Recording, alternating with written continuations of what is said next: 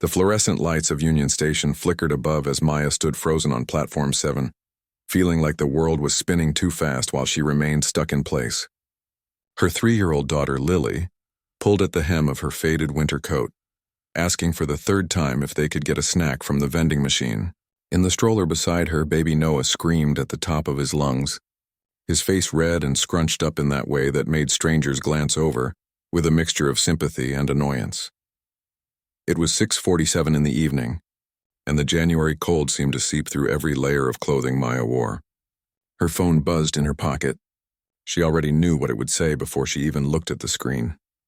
Mrs. Patterson, the retired neighbor who'd been watching the kids for barely enough money to cover her grocery bills, had sent a text message that felt like a punch to the gut.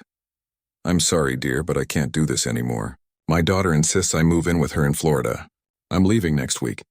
I hope you understand." Maya read the message twice, then 3 times, as if the words might rearrange themselves into something different, something less catastrophic. But they didn't.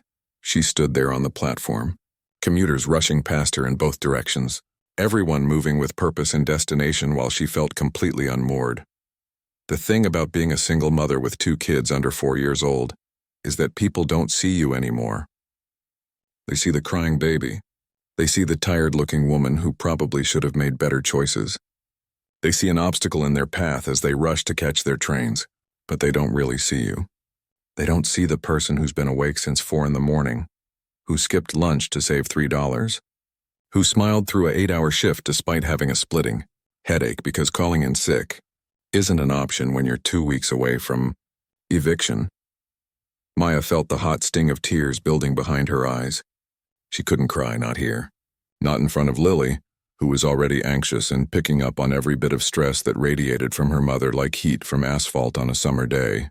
But the tears came anyway, sliding down her cheeks silently while she pretended to look at the departure board. $14.37. That's what her bank account showed when she'd checked it that morning. Her next paycheck wasn't until Friday, 3 days away, and even then, most of it was already spoken for. Rent that was already 2 weeks late. The electric bill that had a shut-off notice attached to it. Formula for Noah because her milk had dried up from stress and exhaustion months ago. The small debt she owed to the corner store owner who'd been kind enough to let her buy groceries on credit when things got really tight. Without Mrs. Patterson, Maya couldn't work. Without work, she couldn't pay rent. Without rent, she and the kids would end up in a shelter or worse, scattered into different temporary homes through the system. The thought made her stomach twist into knots so tight she felt physically sick. "Mommy, why are you sad?" Lily's small voice cut through the noise of the station. Her daughter's big brown eyes looked up at her with that particular kind of worry that no 3-year-old should have to carry. "I'm not sad, sweetie. Mommy's just tired." The lie tasted bitter in her mouth. Maya wiped her face quickly and tried to smile, but her lips wouldn't quite cooperate. Noah's crying escalated, and Maya mechanically began rocking the stroller back and forth, the way she'd done thousands of times before. The motion was automatic now, something her body did without conscious thought. Rock, rock, rock. Soothe, soothe, soothe. Even when there was no soothing to be found. The platform was starting to empty out as the 6:35 train pulled away, leaving behind only a handful of people waiting for the next one. Maya noticed a man sitting on one of the metal benches about 20 feet away.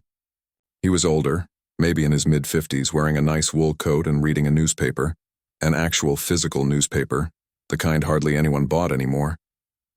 There was something calm about him, something solid, like he was the only person in the entire station who wasn't rushing somewhere. Maya didn't know what made her do it. Maybe it was the exhaustion that had seeped so deep into her bones that she couldn't think straight anymore. Maybe it was the way he looked up from his paper and made brief eye contact with her, not with judgment or irritation, but with something that looked almost like understanding. Maybe she just couldn't hold it inside for one more second. She found herself walking toward him, pushing the stroller with Lily trailing beside her, tiny hand gripping the side of the stroller for stability. The man looked up as she approached, setting his newspaper down on the bench beside him. "I'm sorry," Maya heard herself say, her voice barely above a whisper. "I'm sorry, but I can't handle this anymore."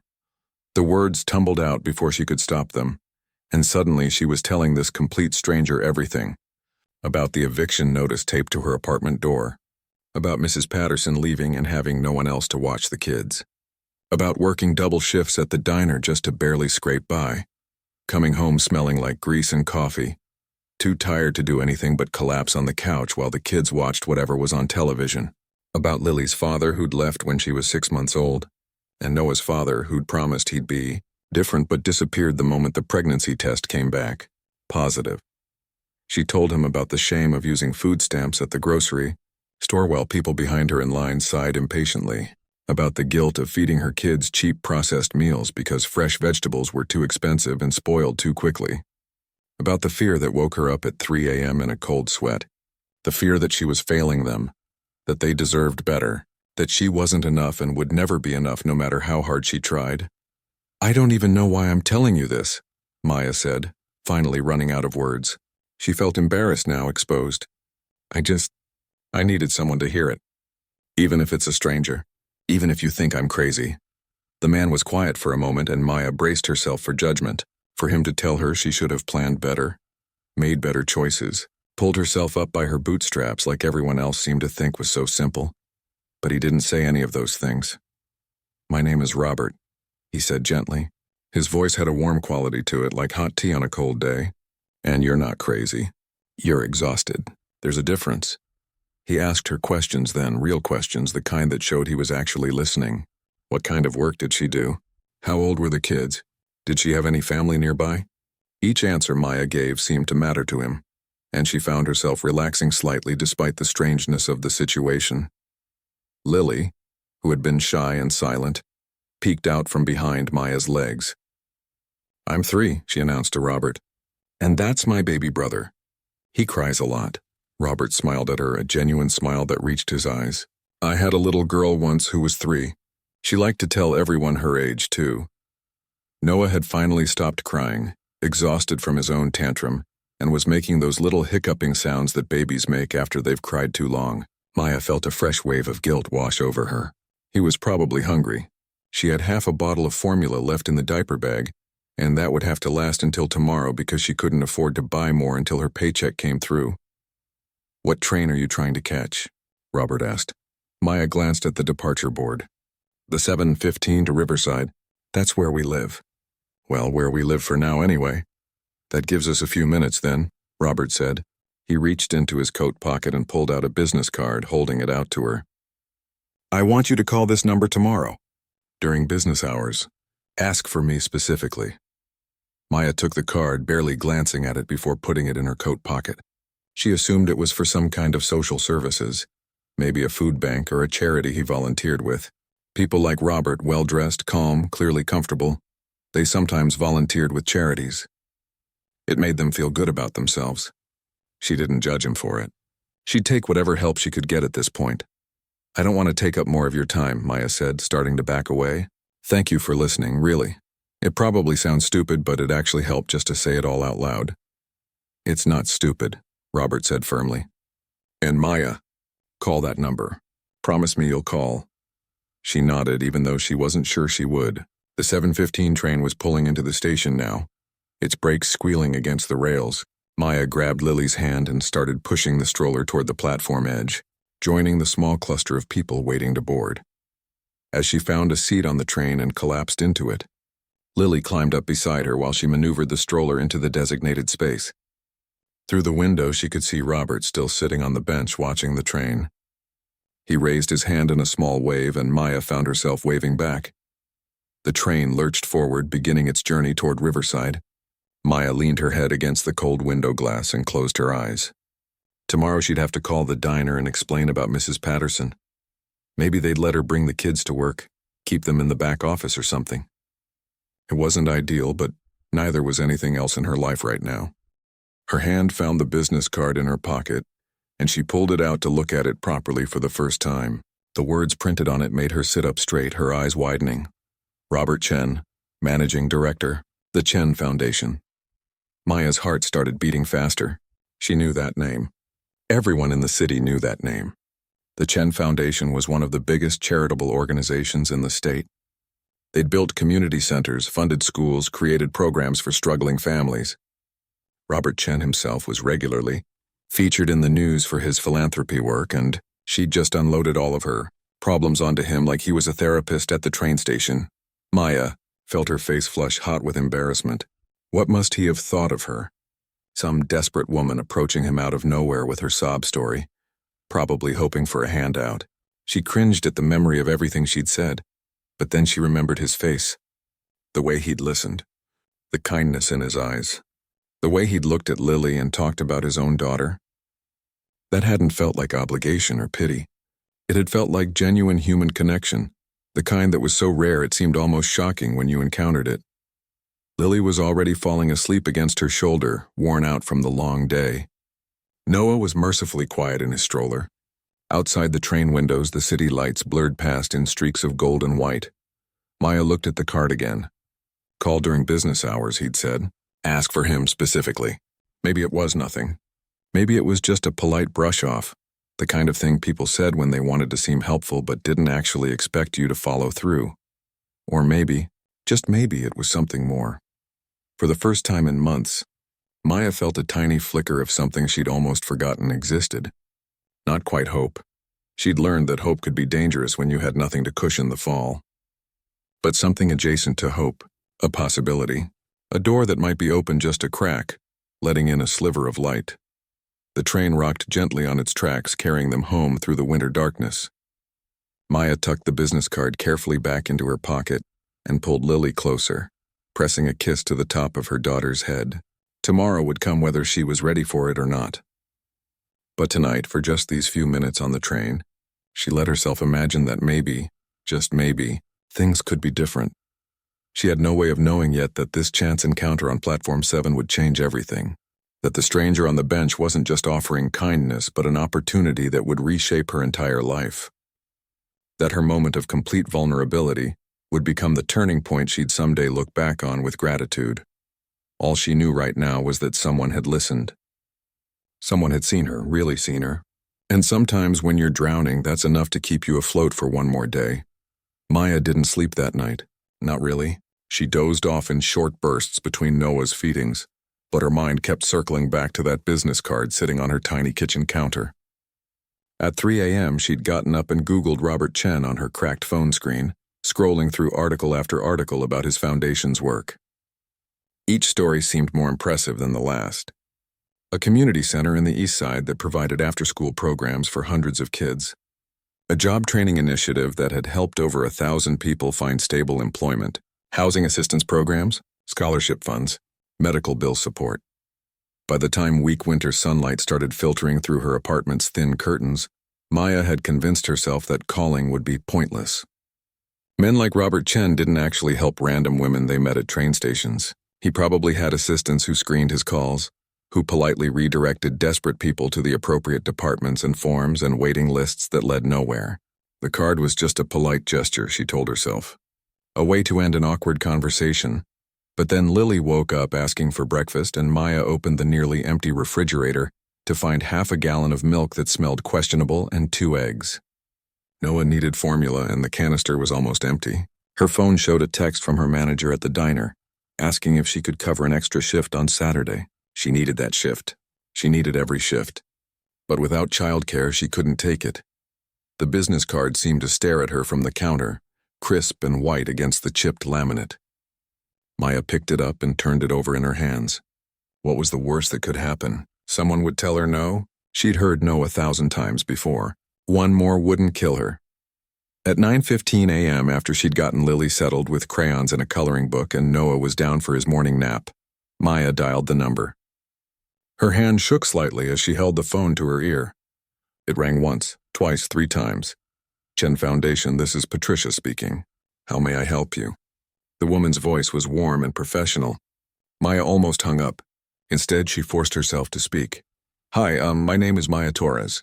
I met Robert Chen yesterday at the train station, and he told me to call this number and ask for him specifically. The words came out in a rush, tumbling over each other. One moment, please. Maya expected to be put through to voicemail or transferred to some intake department. Instead, after barely 30 seconds of hold music, a familiar voice came on the line. Maya, I'm glad you called. Robert sounded genuinely pleased. not at all like someone who'd forgotten about their conversation or regretted giving out his card.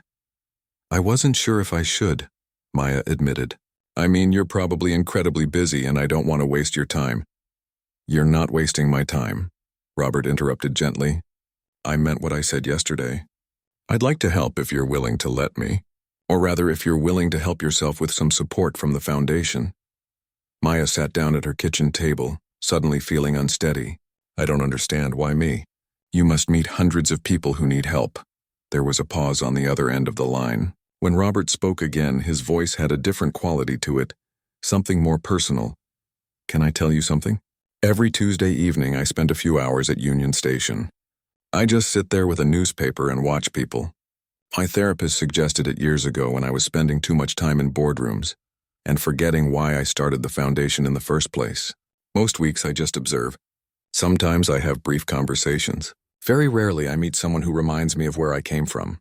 "Where you came from?" Maya echoed. 32 years ago, I was standing in a grocery store parking lot with my 4-year-old daughter, trying to decide if I should buy food or pay the electric bill. I couldn't afford both. My wife had died 6 months earlier. I was working 3 jobs and still couldn't make ends meet. I was so tired I could barely see straight, and I was terrified that someone would notice I couldn't take care of my daughter properly and take her away from me. Maya felt her throat tighten. She hadn't expected this. Hadn't expected him to understand from the inside what it felt like. "What happened?" she asked quietly. "A woman in the parking lot noticed me crying. She was a stranger, just someone loading groceries into her car.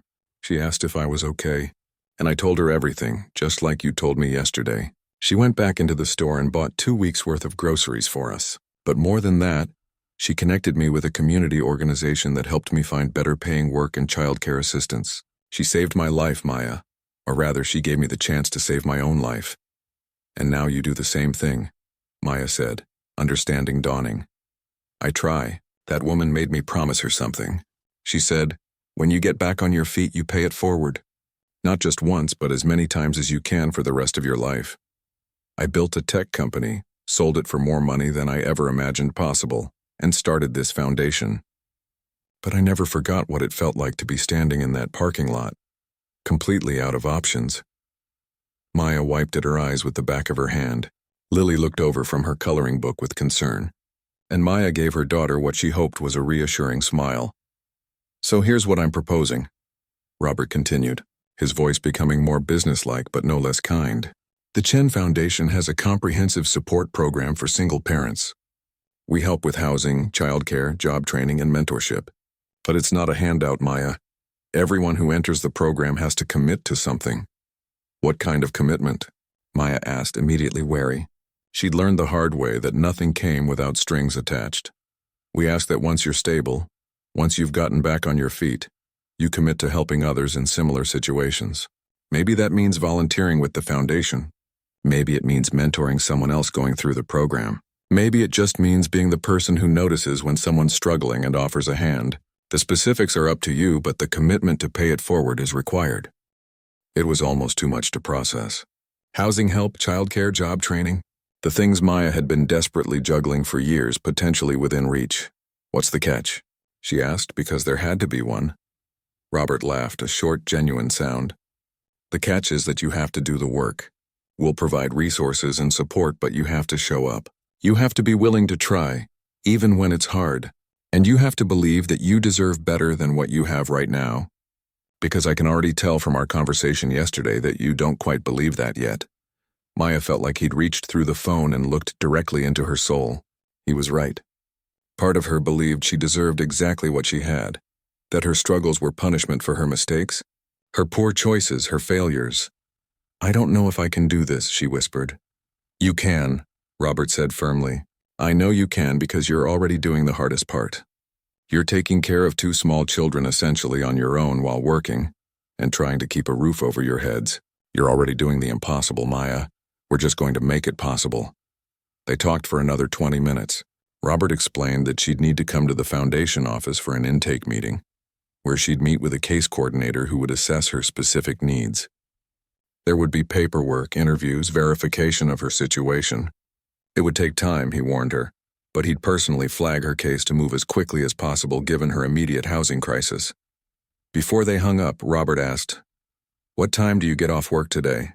"I go in at 3 p.m., work until 11, Maya said. "Who's watching the kids?" Maya hesitated. "I was going to call in sick. Without Mrs. Patterson, I don't have anyone." "Don't call in sick. Bring them to the foundation. We have a childcare center on site. Your intake meeting is at 2 p.m. After that, your kids can stay in our care center while you work, and you can pick them up on your way home. How does that sound?" Maya couldn't speak for a moment. It sounded impossible. It sounded too good to be true. It sounded like the answer to prayers she'd been too tired and discouraged to even pray anymore. "Maya, you still there?" "Yes," she managed. "Yes, I'm here. Thank you. I don't know how to thank you. Don't thank me yet. Just show up. That's all I need you to do today. Show up." After she hung up, Maya sat at her kitchen table for a long time, staring at nothing. Lily came over and climbed into her lap, her small, warm way to comfort. "Mommy, are you happy crying or sad crying?" Lily asked, touching Maya's wet cheeks. "Happy crying, baby, happy crying." The Chen Foundation building was not what Maya expected. She'd pictured something corporate and cold, all glass and steel. Instead, it was a converted warehouse in a revitalized part of downtown, with large windows and bright murals painted on the exterior walls. Inside, the space felt warm and welcoming, with comfortable furniture in the waiting area and children's artwork displayed on the walls. Maya had stressed about what to wear, finally settling on her least worn pair of jeans and a sweater that didn't have any visible stains. She'd dressed Lily in her nicest outfit and made sure Noah's clothes were clean. She wanted to make a good impression, wanted them to see that she was trying, that she wasn't just another hopeless case. A young woman who introduced herself as Jennifer met them in the lobby.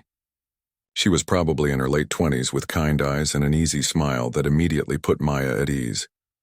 "You must be Maya. And this must be Lily and Noah." Jennifer crouched down to Lily's level. "Hi, Lily, do you like to color?" Lily nodded shyly, pressing against Maya's leg. "We have a whole room just for coloring and playing. Would you like to see it while your mom has her meeting?" Lily looked up at Maya for permission. Maya nodded, trying to project more confidence than she felt. Jennifer led them down a bright hallway to a large room filled with toys, books, art supplies, and several other children playing under the supervision of 2 cheerful staff members. The room was clean and bright, with small tables and chairs, soft rugs, and windows that let in plenty of natural light. "This is our child care center," Jennifer explained. "These are certified child care providers who've all been background checked and trained. Lily and Noah will be safe here, I promise." Leaving them was harder than Maya expected, even though she knew she'd be just down the hall. But Lily was quickly distracted by a play kitchen set, and the staff members seemed genuinely warm and attentive. Maya kissed both her children and followed Jennifer to a small office. The intake process was thorough but not degrading. Jennifer asked questions about Maya's living situation, employment, childcare needs, and financial struggles, but she did it with compassion rather than judgment. She never made Maya feel like she was being interrogated, or that she needed to justify her circumstances. Instead, Jennifer took careful notes and asked follow-up questions that showed she was really listening, really trying to understand the full picture. When Maya mentioned the eviction notice, Jennifer didn't flinch. "Okay, that's our first priority then. We need to stabilize your housing situation immediately. We have an emergency fund for exactly this kind of situation. But I can't pay you back," Maya said quickly. "Not for a long time anyway." "We're not asking you to pay us back financially," Jennifer said. "Remember what Robert told you? The payment is in paying it forward. When you're stable, you'll help someone else.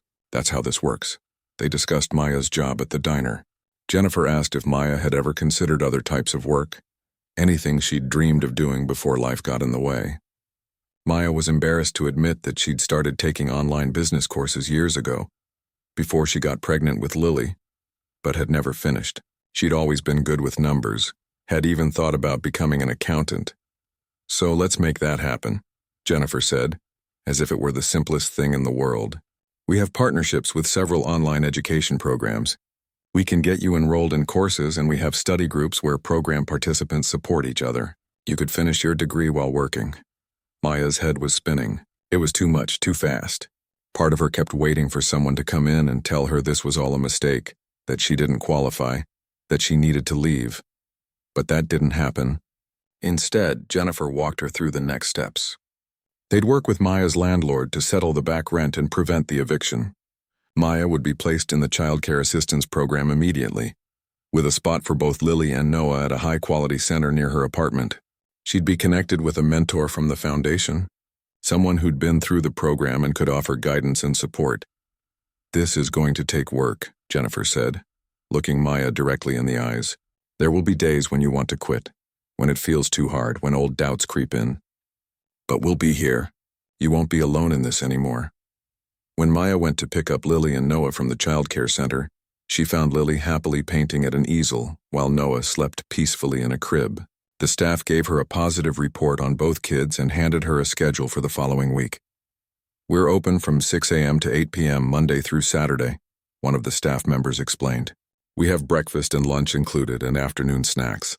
You don't have to worry about packing meals." Maya felt tears threatening again. She'd been packing inadequate lunches of crackers and fruit snacks because that's what she could afford. The idea of her children getting actual nutritious meals was overwhelming. As she pushed the stroller toward the train station, Lily skipping beside her chattering about all the toys she'd played with, Maya felt something unfamiliar stirring in her chest. It took her a moment to recognize it. Hope. Real hope. Not the desperate kind that comes from having no other option, but the solid kind that comes from having actual support, actual resources, an actual path forward. Her phone buzzed with a text from Robert. "How did it go?" Maya stopped walking and typed back, "I showed up. Thank you for making that possible." His response came quickly. "You did the hard part. Everything else we'll figure out together." That night, after the kids were asleep, Maya sat in her dark living room and cried harder than she'd cried in years. But these tears were different. They were grief for all the time she'd spent feeling alone, relief that maybe she didn't have to be alone anymore, and fragile hope that maybe, just maybe, things could actually get better. She thought about Robert's story, about the woman in the parking lot who'd helped him when he had nothing, about how one moment of kindness had rippled forward through decades, touching hundreds or maybe thousands of lives through the foundation he'd built. Maya didn't know if she'd ever be able to build something that big. But she made herself a promise right then, sitting in the darkness of her small apartment. Someday, when she was stable, when she wasn't drowning anymore, she'd be that person for someone else. She'd notice when someone was struggling. She'd offer help. She'd pay it forward, just like she'd been asked to do. The journey ahead was still long. She knew that. But for the first time in years, Maya felt like she might actually make it to the other side. 6 months changed everything and nothing at the same time. Maya's circumstances had transformed in ways that still felt surreal when she stopped to think about it. The eviction notice was gone, replaced by a lease agreement for a modest 2-bedroom apartment in a neighborhood where she didn't jump at every sound after dark. The apartment had actual heat that worked consistently, windows that locked properly, and a kitchen where all the appliances functioned. Small luxuries that most people took for granted felt like miracles to Maya. Lily was thriving at the foundation's child care center. She'd made friends, learned her letters, and had started asking questions about everything in that endless way that 4-year-olds do. Noah was walking now, stumbling around with that drunk sailor wobble that toddlers have, laughing at everything. Maya could see the difference in them already. They seemed lighter somehow, less weighed down by the stress that had permeated their old life. But the changes hadn't been easy, and that's what nobody told you about getting help. Maya had assumed that once she had support, everything would just fall into place. Instead, she'd discovered that climbing out of a hole was harder than surviving in it because surviving was something she knew how to do. Climbing required believing she deserved to reach the top, and that belief didn't come naturally. The business courses were kicking her tail. Maya sat at her small kitchen table most evenings after the kids went to bed, staring at accounting principles and financial management modules on her laptop, until her eyes burned and her brain felt like mush. She'd never been stupid, she knew that. But it had been years since she'd used her mind for anything beyond survival calculations. How many hours did she need to work to cover rent? How could she stretch $5 into 3 meals? Those were the equations she'd become expert at solving. This was different. This required her to think beyond next week, beyond next month, to imagine a future where she wasn't just surviving but actually building something, and some nights that felt impossible. "I can't do this," Maya said out loud one Tuesday evening in late July, slamming her laptop shut after failing a practice quiz for the 3rd time. The apartment was quiet except for the hum of the air conditioning, another small luxury she was still getting used to.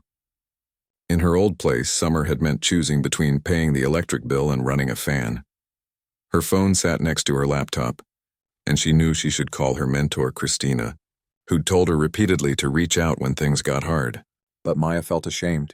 Here she was with all this support, all these resources, and she still couldn't manage to pass a basic accounting quiz. What did that say about her?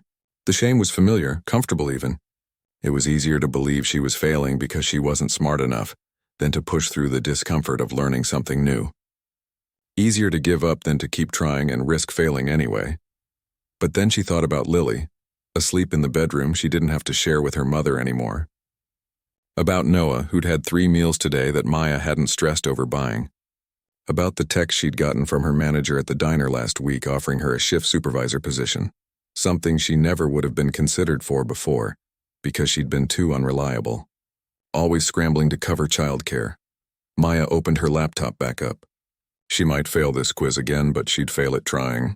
That had to count for something. The next morning, Christina called while Maya was getting the kids ready for childcare. Christina was in her early 30s, professionally dressed and successful, with an energy that seemed boundless. She worked as a hospital administrator now, but 7 years ago she'd been in the Foundations program, a single mother with 2 kids and a mountain of medical debt from an illness that had nearly killed her. "How are you really doing?" Christina asked, and there was something in her voice that told Maya she already knew the answer. "I'm struggling," Maya admitted, wrestling Noah into his shoes while Lily practiced writing her name on a piece of paper. "The coursework is harder than I expected. I feel stupid most of the time, if I'm being honest." "Okay, first of all, you're not stupid. You're learning skills you've never used before while working full-time and raising 2 kids. That's not failing, Maya, that's superhuman." Christina paused. "You know what I did the 3rd month I was in the program?" "What?" I called Jennifer and told her I wanted to quit. I said I wasn't cut out for college courses, that I was wasting everyone's time, that I should just be grateful for the housing help and not push for more. Christina laughed, but it was a rueful sound. "Jennifer told me something I'm going to tell you now. She said that the voice in my head telling me I wasn't good enough, that I didn't deserve better, that I should quit, that wasn't my voice. That was poverty talking. That was years of being beaten down by circumstances talking, and I could choose not to listen to it." Maya felt something shift in her chest. Did it work? Just choosing not to listen? "Not immediately," Christina said honestly. "It was more like practice. Every time that voice started up, I had to consciously push back against it. Some days I won, some days I didn't, but over time it got easier. And you know what? I did fail that first accounting quiz. Failed it twice, actually. Passed it on the 3rd try. Still graduated with honors 2 years later." They talked for a while longer, and Christina walked Maya through some of the quiz questions she'd been struggling with. But more than the actual tutoring, it was the understanding that helped, the knowledge that someone else had stood exactly where Maya was standing and had made it through. After they hung up, Maya took Lily and Noah to the childcare center and went to work at the diner feeling slightly less defeated. The shift supervisor position meant more responsibility, but also better pay and a more consistent schedule. Her manager, Tony, was a gruff 50-something who'd been running the diner for 20 years, but he'd softened toward Maya over the past few months as her reliability improved. "You seem different," he commented during a slow afternoon period, watching as Maya efficiently managed the floor and helped train a new server. "Different how?" Maya asked, refilling the coffee maker. "I don't know. More here, I guess. Like you're not constantly halfway out the door in your head." He shrugged. "It's good. Whatever you're doing, keep doing it." The comment stayed with Maya the rest of the day.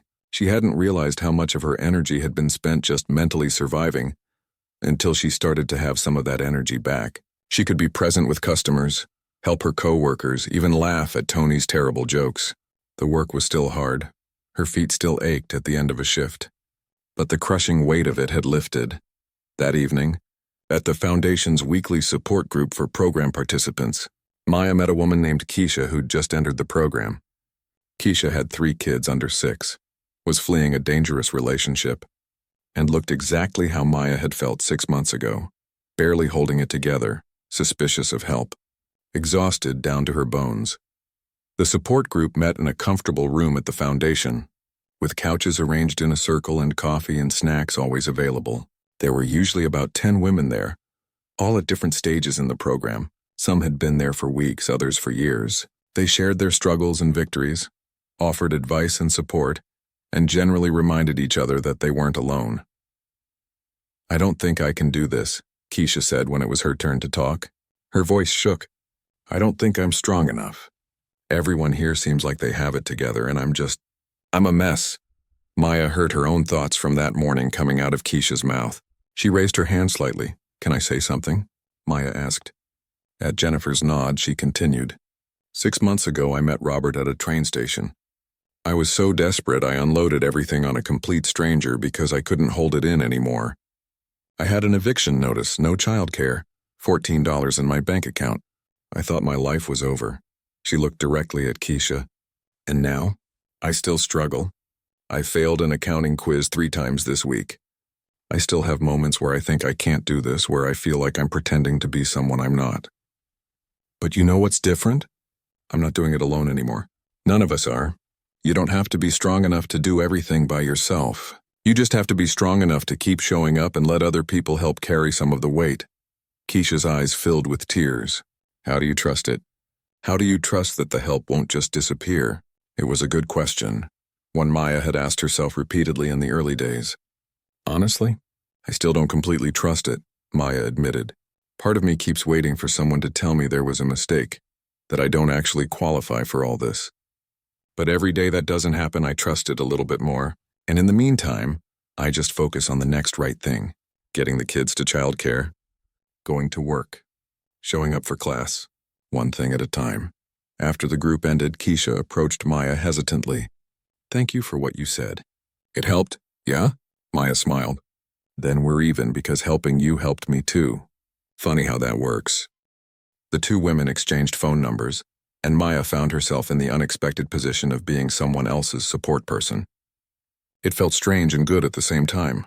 She wasn't fully healed, wasn't fully stable, but she was far enough along to reach back and offer a hand to someone just starting the journey. That night, Robert called. He checked in with Maya every few weeks, never intrusive but always present. They'd developed an easy rapport, though Maya was still slightly intimidated by him despite his warmth. "Jennifer tells me you're doing well," Robert said. "She also tells me you're being too hard on yourself about the coursework." Maya laughed. "Does everyone in this organization talk to each other about me?" "Only because we care, and because we've all been where you are." Robert paused. "Can I tell you about the lowest point in my journey?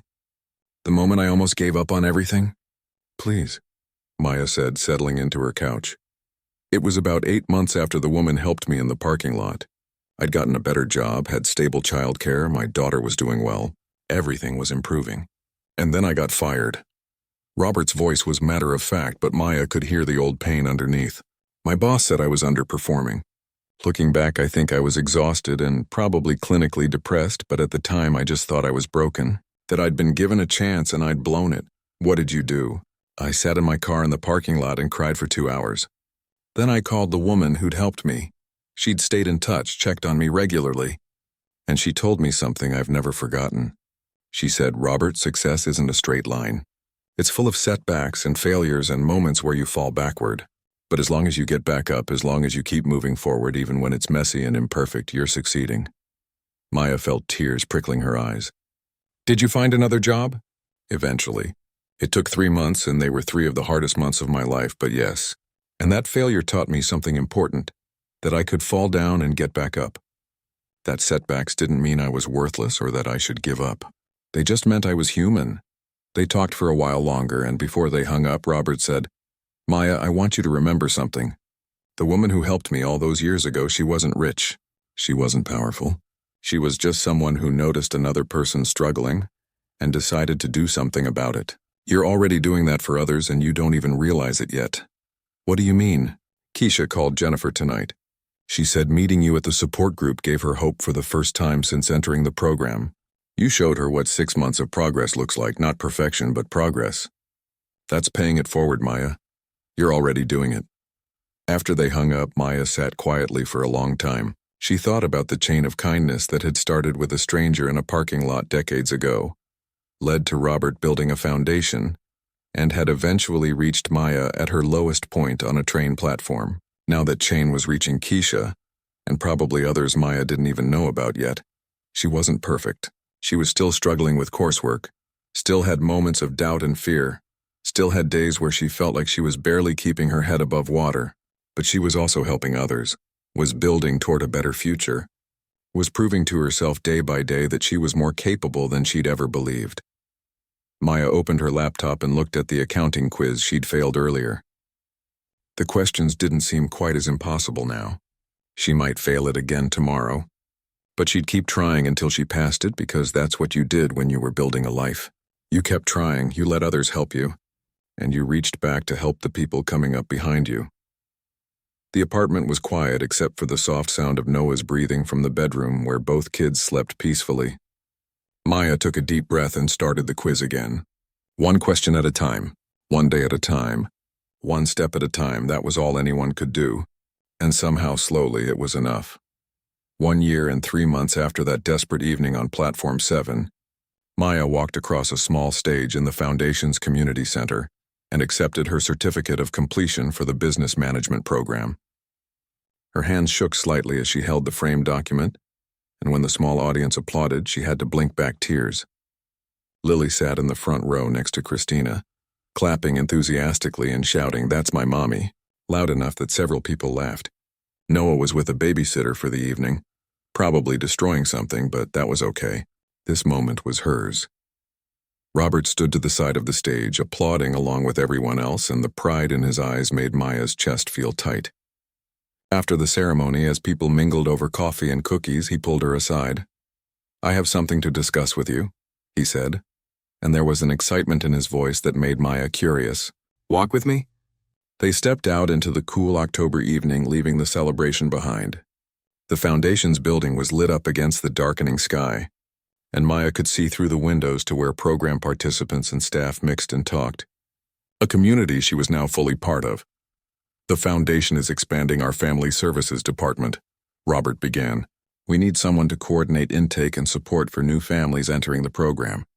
Someone who understands from personal experience what they're going through. Someone who has the organizational skills, the compassion, and the credibility that comes from having walked the path themselves." Maya's heart started beating faster. "Are you offering me a job?" "I'm offering you a career," Robert corrected gently. "This isn't just a position, Maya. It's a chance to be part of something bigger. To take everything you've learned, everything you've survived, and use it to help others. The salary is $48,000 a year to start, with full benefits and flexible hours so you can be there for your kids when they need you." $48,000. Maya's mind struggled to process the number. That was more than double what she made at the diner. That was stability. That was being able to save money, to take Lily to the doctor when she had a cough without calculating the copay cost, to buy Noah new shoes when he needed them instead of waiting until the old ones literally fell apart. "I don't know what to say," Maya whispered. "Say yes," Robert smiled. "Say you'll take the chance to become who you were always meant to be." Maya thought about the woman she'd been 18 months ago, standing on that train platform feeling like her life was ending. She thought about all the small steps between then and now, each one feeling impossible at the time. The first call to the Foundation, the first day leaving her kids in someone else's care, the first quiz she passed after failing it 3 times, the first time she helped someone else and realized she had something valuable to offer. "Yes," she said, and then laughed because it felt surreal. "Yes, absolutely yes." Robert pulled her into a quick hug, the kind of embrace a father might give a daughter. "Welcome to the team. You start in 2 weeks, which gives you time to give notice at the diner and get settled." Telling Tony she was leaving the diner was harder than Maya expected. He'd been gruff but fair, had given her chances when she needed them, had promoted her when she proved herself. They stood in his cramped office after her shift on a busy Friday night, and Maya watched his weathered face carefully as she explained. "So you're moving up in the world," Tony said finally. "Good. You were always too smart to be waiting tables forever, no offense to the profession." "None taken. And Tony, thank you. For everything. For being patient with me when I was a mess, for giving me the supervisor position, for—" "Stop," he interrupted, but his gruff voice was softer than usual. "You earned everything you got here. You worked hard, you showed up, you improved. That's all on you." He paused, looking uncomfortable. My sister got into the Chen Foundation program about 5 years back. Single mom, drug problem, lost everything. That program saved her life. She's a nurse now, got her kids back from foster care. So what you're doing, what that foundation does, it matters. You go do good work Maya hadn't known. In all the time she'd worked there, Tony had never mentioned his connection to the foundation. It made her realize how many silent threads connected people, how many private struggles everyone carried, how many stories of hardship and recovery existed just beneath the surface of everyday life. Her first day at the foundation felt surreal. Maya had an actual office, small but hers, with a desk and a computer and a door that closed. She had business cards with her name and title, Family Services Coordinator. She had a coffee mug that said Chen Foundation, and a nameplate and a sense of imposter syndrome so strong she could barely breathe. Jennifer, who'd conducted Maya's intake interview what felt like a lifetime ago, was now her colleague and took her under her wing that first week. You're going to meet a lot of people who remind you of yourself, Jennifer warned. That's both a blessing and a challenge. A blessing because you'll understand them in ways others can't. A challenge because their pain will sometimes feel like your own pain all over again.